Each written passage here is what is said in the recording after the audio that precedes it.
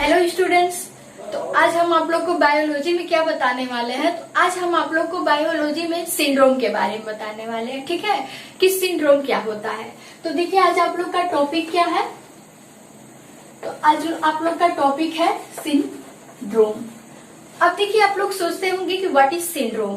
तो ठीक है, तो सिंड्रोम को एक सिंड्रोम बोला जाए तो जैसे हम लोग डिजीज का नाम लेते हैं, मतलब डिजीज बताते हैं, उसी तरह एक प्रकार से हम लोग के बॉडी में ये भी एक प्रकार से क्या है, डिसीज है। तो डिसीज क्या होता है, कौन सा डिसीज है, तो एक ग्रुप ऑफ डिसीज है। सिंड्रोम को क्या कहते हैं, सिंड्रोम को हिंदी हो या इंग्लिश हो, हम सिंड्रोम के नाम से ही क्या करते हैं, जानते हैं। जैसे डिजीज मतलब क्या होता है, रोग होता है, उसी तरह सिंड्रोम भी एक प्रकार से देखा जाए तो हम लोग के बॉडी में बहुत सारी रोगों का क्या है, समूह है, जिसे हम क्या कहते हैं, सिंड्रोम कहते हैं। तो सिंड्रोम का अर्थ क्या होता है, ग्रुप ऑफ डिसीज। ये सिंड्रोम क्या है, तो ग्रुप ऑफ डिसीज मतलब रोगों का समूह है। ये क्या कहलाता है, तो सिंड्रोम कहलाता है। जैसे मान लीजिए जब भी हम लोग के बॉडी में कोई डिजीज होता है तो वो क्या होता है, सिर्फ एक ही बीमारी होता है। लेकिन अगर बात करें कि सिंड्रोम की, सिंड्रोम क्या होता है, तो सिंड्रोम जो होता है वो कई सारी बीमारियों का क्या होता है, समूह होता है, जिसे हम क्या कहते हैं, सिंड्रोम कहते हैं। तो अब हम सिंड्रोम के बारे में जानने वाले हैं। तो देखिए सिंड्रोम क्या होता है, तो सिंड्रोम जो होता है एक प्रकार से आनुवांशिक ये क्या होता है, रोग होता है। ये क्या होता है, सिंड्रोम आनुवांशिक रोग होता है। ठीक है, अब हमें इसके बारे में जानना है। तो फॉर एग्जाम्पल हम लोग ले सकते हैं, सबसे पहला जो सिंड्रोम है वो कौन सा है, तो क्लिनेफेल्टर सिंड्रोम। पहला सिंड्रोम आप लोग का क्या है, तो क्लिनेफेल्टर सिंड्रोम। ठीक है, अब हम आप लोग को क्लिनेफेल्टर सिंड्रोम के बारे में बताने वाले हैं। तो देखिए जो हम लोग के बॉडी में जो भी सिंड्रोम होते हैं ये दो प्रकार से होते हैं। ठीक है, जीनोटाइप होते हैं और क्या होते हैं, फिनोटाइप होते हैं।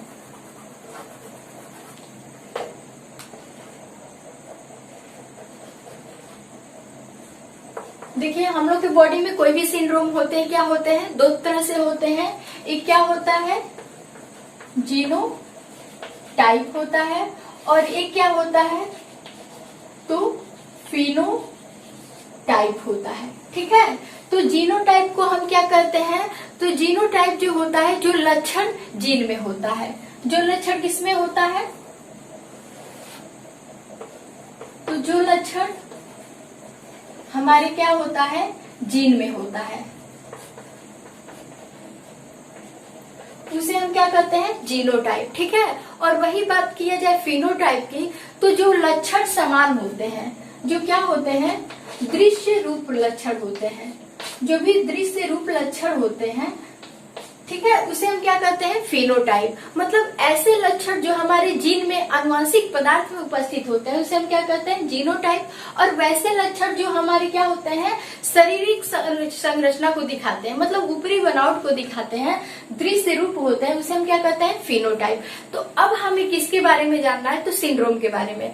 अब आप लोग को बता दिए कि जो सबसे फर्स्ट डिसीज है वो कौन सा है, तो क्लिनेफेल्टर सिंड्रोम है। अब देखिए क्लिनेफेल्टर सिंड्रोम क्या होता है, तो इसके पहले हम आप लोग को बता दें कि ये जितने भी सिंड्रोम होते हैं ये एक आनुवांशिक रोग होते हैं, जेनेटिक डिसीज होते हैं। ठीक है, और ये क्या होते हैं, तो बहुत सारे रोगों के समूह होते हैं।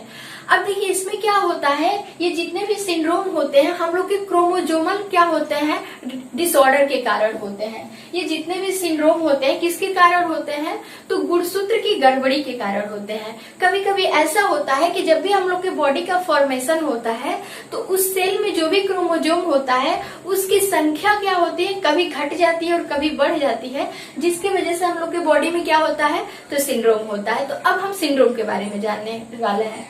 तो देखिए जो पहला होता है क्या होता है, क्लिनेफेल्टर सिंड्रोम होता है। अब देखिए क्लिनेफेल्टर सिंड्रोम में क्या होता है, तो देखिए क्लिनेफेल्टर सिंड्रोम में होता है, हम आप लोग अभी बताए हैं कि जो एक स्वस्थ मनुष्य होता है उसके बॉडी में कितना क्रोमोजोम होता है, तो 46 गुणसूत्र होता है। कितना होता है, 44 होता है, और ये क्या होता है, एक्स वाई होता है। जैसे मान लीजिए कोई भी क्या है, मेल है, उस मेल के अंदर क्या है, 46 क्रोमोजोम है, मतलब 46 क्या है, गुणसूत्र है। अब देखिए इसमें क्या होता है, जब भी 46 गुणसूत्र होते हैं, ये क्या है, 44, 45 और 46।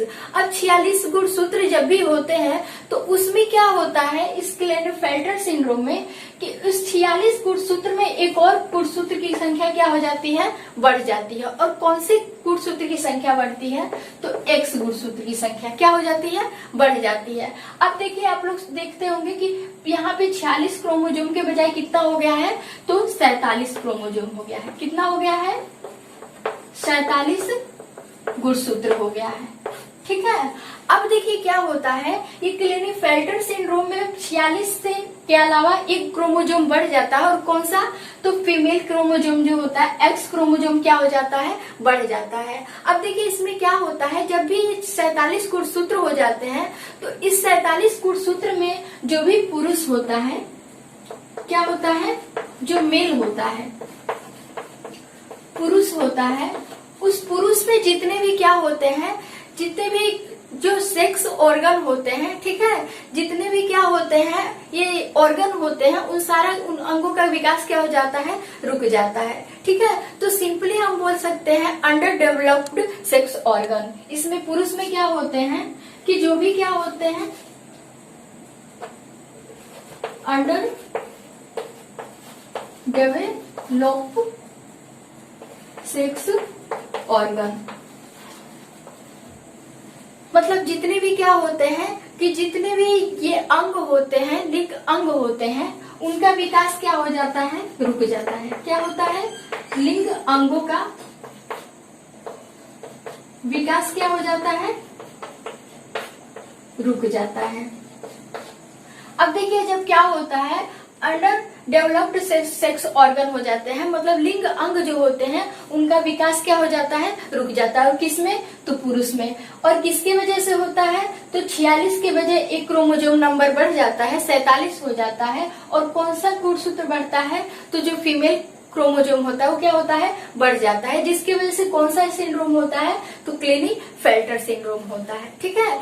अब देखिए इसमें क्या होता है, क्लेनेफेल्टर जो सिंड्रोम होता है, तो इसमें जो भी मेल होते हैं, ठीक है, जो भी मेल होते हैं, तो उनका जो भी क्या होता है, उनकी जो भी सोचने समझने की क्षमता होती है, उनकी जो भी मेंटली होते हैं, वो क्या होता है, रिटायर्ड हो जाते हैं। वो क्या होते हैं, ऐसे जो मेल होते हैं वो क्या होते हैं, मेंटली रिटायर्ड होते हैं, मतलब क्या होते हैं, तो मंद बुद्धि वाले होते हैं। ऐसे जो पुरुष होते हैं वो क्या होते हैं,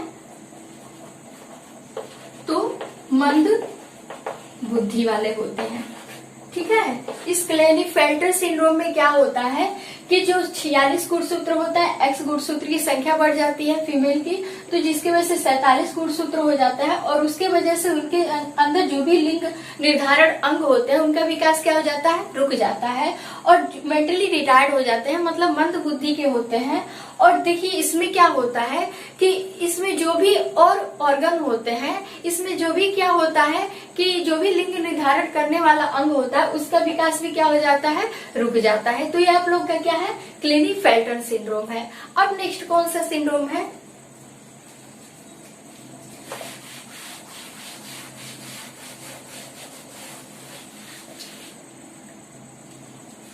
अब देखिए बात करें सेकेंड सिंड्रोम की, तो सेकेंड सिंड्रोम क्या होता है, टर्नर सिंड्रोम।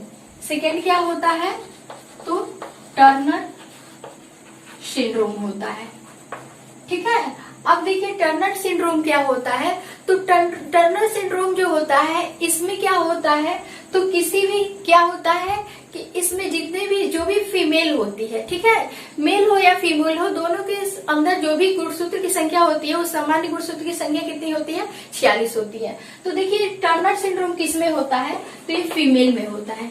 किसमें होता है, तो फीमेल में। इसमें क्या होता है, जो भी क्रोमोजोम होता है, क्रोमोजोम नंबर कितना होता है, तो 44 प्लस XX, मतलब कितना होता है, 44, 46 और 44, 45 और 46 होता है। अब देखिए इसमें क्या होता है, तो टर्नर सिंड्रोम जो होता है इसमें फीमेल के अंदर एक एक्स जो क्रोमोजोम होता है वो क्या होता है, डिलीट हो जाता है। एक्स क्रोमोजोम होता है वो क्या हो जाता है, डिलीट हो जाता है, जिसकी वजह से गुणसूत्र की संख्या कितनी हो जाती है, तो 44 और 1 45।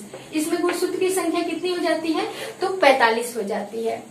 अब देखिए क्या होता है, जब फीमेल के अंदर ये गुणसूत्र की संख्या 45 हो जाती है तो इसमें क्या होता है कि जो भी फीमेल होती है उसका गला क्या हो जाता है, धंसा हो जाता है। उसमें नेक क्या होते हैं, गला धंसा हुआ होता है।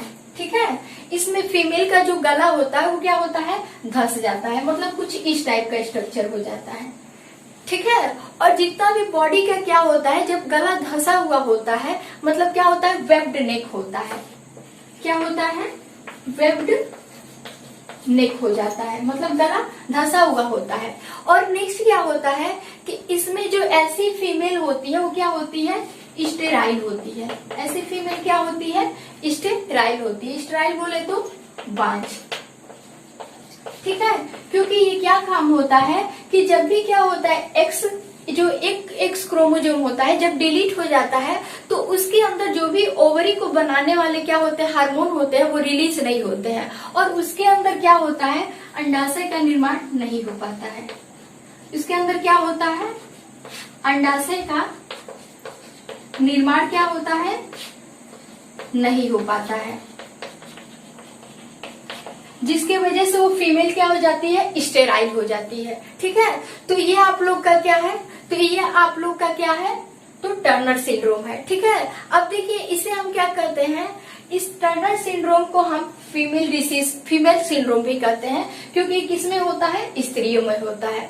अब नेक्स्ट सिंड्रोम के बारे में जानना है।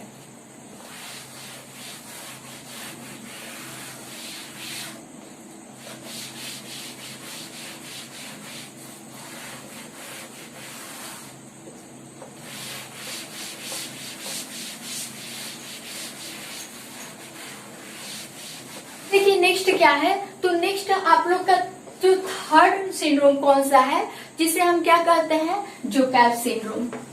इसे हम क्या कहते हैं, तो जोकैब सिंड्रोम कहते हैं। जोकैब सिंड्रोम को हम क्रिमिनल सिंड्रोम के बारे में क्या करते हैं, जानते हैं। जोकैब सिंड्रोम को हम दूसरे नाम से क्या जानते हैं, तो क्रिमिनल सिंड्रोम। अब आप लोग सोचते होंगे कि क्रिमिनल सिंड्रोम क्या होता है, तो देखिए जो जोकैब सिंड्रोम होता है ये क्रिमिनल सिंड्रोम क्यों कहा जाता है, तो सबसे पहले हमें जानना है कि ये जो जोकैब सिंड्रोम होता है ये किसमें होता है, तो मेल में होता है। किसमें होता है, मेल में। मेल बोले तो पुरुष में होता है। ठीक है, अब ये कैसे होता है, तो देखिए जो भी मेल में क्या होते हैं, 46 गुणसूत्र होते हैं। 44 प्लस क्या होता है, एक्स वाई होता है। 44 और एक्स वाई 45, 46। तो देखिए जब भी 46 गुणसूत्र होते हैं तो इसमें क्या होता है, एक और क्या होता है, वाई क्रोमोजोम का नंबर क्या हो जाता है, बढ़ जाता है। मतलब जो भी 46 गुणसूत्र होता है तो इसमें एक मेल और जो क्रोमोजोम होता है, वाई गुणसूत्र की संख्या क्या हो जाती है, बढ़ जाती है। अब देखिए वाई गुणसूत्र के 46 गुणसूत्र के बढ़ने से एक 46 गुणसूत्र ऑलरेडी है और एक और क्या होता है, वाई क्रोमोजोम बढ़ जाता है, जिसकी वजह से गुणसूत्र की संख्या कितनी हो जाती है, तो 47 हो जाती है। अब देखिए क्या होता है, इस जोकैब सिंड्रोम में जब मेल के अंदर 46 से 47 क्रोमोजोम आ जाते हैं, मतलब एक वाई गुणसूत्र बढ़ जाता है, तो इसके बढ़ने के कारण क्या होता है, इस मेल के अंदर क्या होती है, तो देखिए मेल के अंदर कौन कौन से डिसीज हो जाते हैं, कौन से सिंड्रोम हो जाते हैं, तो ये जो मेल होता है ये क्या हो जाता है, लंबा हो जाता है। ये बहुत ही क्या हो जाते हैं, टॉल हो जाते हैं। ठीक है, और टॉल होने के साथ साथ क्या होते हैं, तो ये बहुत ही स्मार्ट हो जाते हैं।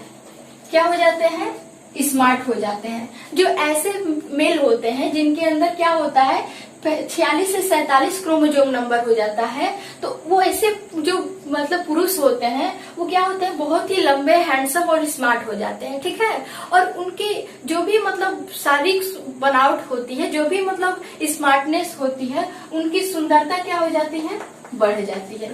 ऐसे में जो होते हैं वो क्या होते हैं, बहुत ही सुंदर होते हैं। अब देखिए इसमें क्या होता है, तो देखिए ऐसे मेल जो होते हैं इनकी ऐसे स्मार्टनेस की वजह से वो अपने आप को बहुत ही क्या करते हैं, प्राउड फील करते हैं। ये क्या करते हैं, बहुत ही प्राउड फील करते हैं, ठीक है।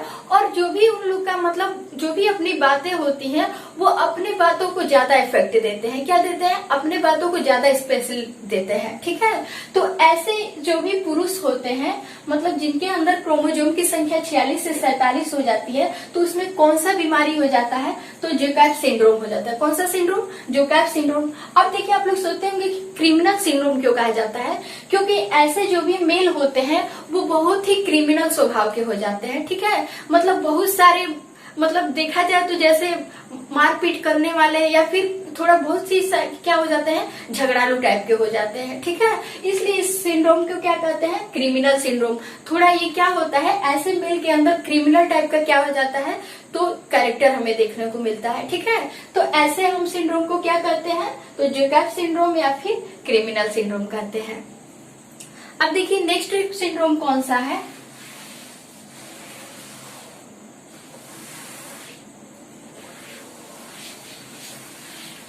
अब देखिए जो नेक्स्ट है आप लोग का चौथा सिंड्रोम कौन सा है, तो चौथा सिंड्रोम जो है वो क्या है, तो सुपर फीमेल सिंड्रोम है। जो चौथा क्या है, तो सुपर फीमेल सिंड्रोम, ठीक है। अब आप लोग सोचते होंगे कि what is super syndrome, super female syndrome क्या होता है। तो देखिए इसमें क्या होता है, ये जो सिंड्रोम होता है वो किसके अंदर होता है, तो फीमेल के अंदर होता है। किसके अंदर होता है, तो फीमेल के अंदर। फीमेल बोले तो स्त्रियों के अंदर, ठीक है। अब देखिए इसमें क्या होता है कि जो भी फीमेल का क्रोमोसोम नंबर होता है वो कितना होता है, तो 44 प्लस XX मतलब 46 और 46 होते हैं, ठीक है। अब देखिए क्या होता है कि जब भी इस फीमेल के अंदर 46 क्रोमोसोम होते हैं तो 46 क्रोमोसोम में क्या होता है, कभी कभी 1 और 2 जो भी क्रोमोसोम होते हैं उनकी संख्या क्या हो जाती है, 1 या 2 बढ़ जाती है, ठीक है। तो इसमें जो क्रोमोसोम होंगे, कितने क्रोमोसोम बढ़ जाते हैं, तो XX क्रोमोसोम क्या हो जाते हैं, बढ़ जाते हैं। अब देखिए XX क्रोमोसोम के बढ़ जाने के कारण उस फीमेल में कितना क्रोमोसोम आ जाता है, तो 48 या फिर 49 क्रोमोसोम हो जाते हैं। जैसे क्या है, 44 है, XX क्या है, 45 46 है, और 2 क्रोमोसोम जो होते हैं वो एक्स्ट्रा बढ़ जाते हैं, जिसकी वजह से उस फीमेल के अंदर क्या हो जाता है, तो 48 या फिर 49 क्रोमोसोम हो जाते हैं, ठीक है। अब देखिए 48 या 49 क्रोमोसोम होने के कारण वो क्या हो जाती है, तो उस फीमेल के अंदर कौन से कैरेक्टर आते हैं, तो फीमेल जो होती है वो क्या होती है, टाल होती है। मतलब क्या होती है, लंबी होती है, और क्या हो जाती है, पतली होती है, और बहुत ही क्या होती है, तो स्मार्ट होती है। मतलब वो क्या होता है, तो देखा जाए तो बहुत वो क्या होती है, ब्यूटीफुल होती है, मतलब बहुत ही सुंदर होती है, ठीक है। जब भी क्या होता है किसी फीमेल के अंदर ही क्या होता है, सुपर फीमेल सिंड्रोम होता है, ठीक है। तो उसमें क्या होता है, उस फीमेल के अंदर क्या होता है, 46 गुणसूत्र के बजाय 1 या 2 गुणसूत्र क्या हो जाते हैं, एक्स्ट्रा आ जाते हैं। तो उनमें 48 और 49 गुणसूत्र हो जाता है, जिनकी वजह से कैसे कैरेक्टर उसे देखने को मिलते हैं, तो क्या हो जाती है, बहुत ही लंबी पतली और क्या हो जाती है, सुंदर देखने को मिलती है, ठीक है। अब देखिए उसमें क्या होता है, लेकिन एक क्या होती है, कमी होती है, वो क्या होती है, तो उसके अंदर जो भी मेंटेलिटी होती है वो क्या होती है, मंद बुद्धि होती है। उसके अंदर क्या होता है, तो मंद बुद्धि होता है, ठीक है। तो ऐसी स्त्रियों के अंदर जो भी कैरेक्टर देखने को मिलते हैं तो उससे कौन सा सिंड्रोम होता है, तो सुपर फीमेल सिंड्रोम होता है, ठीक है। अब देखिए अब हमें नेक्स्ट किसके बारे में जानना है, तो डाउन सिंड्रोम के बारे में जानना है। नेक्स्ट सिंड्रोम कौन सा है, तो आप लोग का नेक्स्ट सिंड्रोम कौन सा है, तो डाउन सिंड्रोम। अब देखिए डाउन सिंड्रोम क्या होता है, तो देखिए जो डाउन सिंड्रोम होता है ये क्या होता है, 21वीं नंबर के जो भी क्रोमोसोम होते हैं, तो 21वीं नंबर के क्रोमोसोम में क्या होती है, कोई गड़बड़ी आ जाती है। ये क्या होता है, 21वीं जो नंबर का होता है, 21वीं संख्या का जो गुणसूत्र होता है 21वीं संख्या का जो गुणसूत्र होता है उसमें क्या हो जाती है, तो गड़बड़ी हो जाती है। ठीक है, अब देखिए गड़बड़ी होने की वजह से क्या होता है, तो ऐसे जो भी बच्चे होते हैं ये क्या होते हैं, बोल नहीं पाते हैं। ठीक है, ये क्या होते हैं, बोल नहीं पाते हैं। क्यों? क्योंकि देखिए जो भी होते हैं इसे हम मोंगोलिज्म कहते हैं। ये डाउन सिंड्रोम को हम दूसरे नाम से क्या कहते हैं, तो मंगोलिज्म कहते हैं। अब मंगोलिज्म क्यों कहा जाता है, क्योंकि ये सबसे पहले कहाँ देखा गया, तो यह सबसे पहले मंगोलिया में देखा गया। ये जो डाउन सिंड्रोम नामक जो सिंड्रोम है इसे सबसे पहले कहाँ देखा गया, तो मंगोलिया में देखा गया इस डिसीज को, इसलिए इसे हम मंगोलिज्म सिंड्रोम भी कहते हैं। अब इसमें क्या होता है, 21वें नंबर का जो क्रोमोजोम होता है, गुणसूत्र होता है, उसके गुणसूत्र में क्या हो जाती है, तो तीसरे गुणसूत्र में गड़बड़ी आ जाती है, जिसकी वजह से क्या होता है, ऐसे जो भी चाइल्ड होते हैं, जो भी बच्चे होते हैं, तो उसके जो भी माउथ होता है, उसका जो भी माउथ होता है, उस माउथ में क्या होता है, जो भी लार होता है वो लार बाहर आने लगता है। अधिक से अधिक क्या होता है, ऐसे बच्चे के मुंह से क्या होता है, लार आता है, बहुत सारा क्या होता है, लार आता है। और लार निकलने की वजह से क्या होता है, उसका जो भी उसका छोटे बच्चे का जो तालू होता है वो तालू भी क्या हो जाता है, कमजोर हो जाता है, और माउथ क्या होता है, ओपन होता है। ऐसे बच्चे के मुंह में क्या होता है, लार आता है, और क्या होता है, तो देखिए इसमें क्या होता है कि जो भी शारीरिक और मानसिक जो भी प्रक्रिया होती है, क्या होती है, तो शारीरिक और मानसिक रूप से बच्चे क्या हो जाते हैं, तो कमजोर हो जाते हैं। क्या हो जाते हैं, शारीरिक और मानसिक रूप से क्या हो जाते हैं, कमजोर हो जाते हैं। और इनका मुंह जो होता है, माउथ होता है, वो ओपन होता है। माउथ क्या होता है, तो ओपन होता है, खुला होता है। ऐसे बच्चों के अंदर क्या होता है, अधिक लार आते हैं, मानसिक और शारीरिक विकास क्या हो जाता है, रुक जाता है, और माउथ जो होता है वो हमेशा क्या होता है, खुला हुआ रहता है। ठीक है, और मुंह से हमेशा क्या होता है, लार निकलता रहता है। तो इस बीमारी को हम क्या कहते हैं, डाउन सिंड्रोम कहते हैं। अब नेक्स्ट जो आपका सिंड्रोम है वो कौन सा है,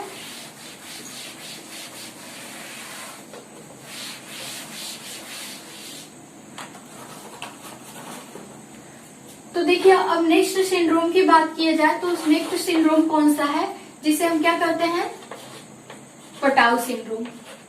नेक्स्ट सिंड्रोम कौन सा है, तो पटाउ सिंड्रोम है। अब देखिए पटाउ सिंड्रोम में क्या होता है, तो देखिए ये जो सिंड्रोम होता है, ऐसे जो भी बच्चे होते हैं वो क्या होते हैं, मंद बुद्धि के होते हैं। ऐसे बच्चे क्या होते हैं, बहुत ही मंद बुद्धि के होते हैं। मतलब बात किया जाए तो ये क्या होते हैं, मेंटली रिटायर्ड होते हैं।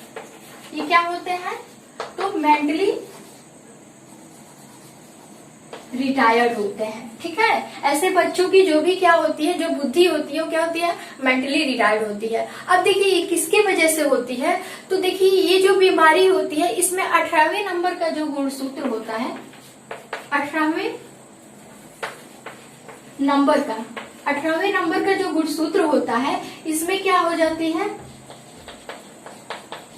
18वें नंबर के गुणसूत्र में गड़बड़ी आ जाती है। ठीक है, अब इस गुणसूत्र में गड़बड़ी के होने के कारण ऐसे जो भी बच्चे होते हैं उनका जो भी क्या होता है, ये जो भी उन लोग का पायलट होता है,